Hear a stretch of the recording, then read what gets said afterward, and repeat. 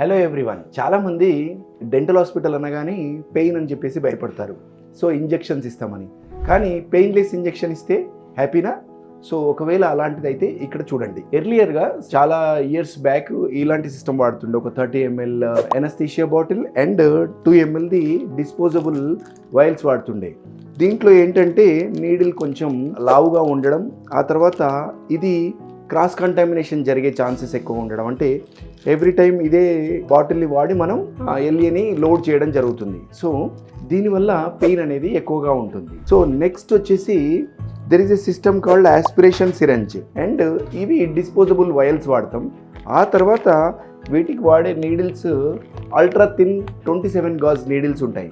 So topical anaesthesia అంటే ఒక topical anaesthesia mucosa మీద రాసి ఈ యొక్క సిస్టమ్ను వాడినట్లయితే క్రాస్ కంటామినేషన్ జరగదు, నేసెంట్ ఆక్సిజన్ కూడా డెవలప్ కాదు.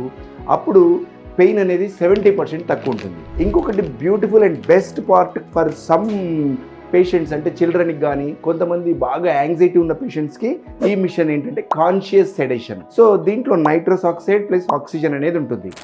నైట్రస్ ఆక్సైడ్ రిలీజ్ కాగానే పేషెంట్ మంచిగా రిలాక్స్డ్ కామ్ ఎన్విరాన్మెంట్లోకి వెళ్ళి ఫియర్ అంతా తగ్గిపోయి ఇంజెక్షన్ ప్రిక్ అనేది తీసుకొని ట్రీట్మెంట్ చేయించుకోగలుగుతాడు. నెంబర్ 4 ఎలక్ట్రానిక్ ఎనస్థీషియా కూడా ఉంటుంది. అది కూడా మనం యూజ్ చేయొచ్చు.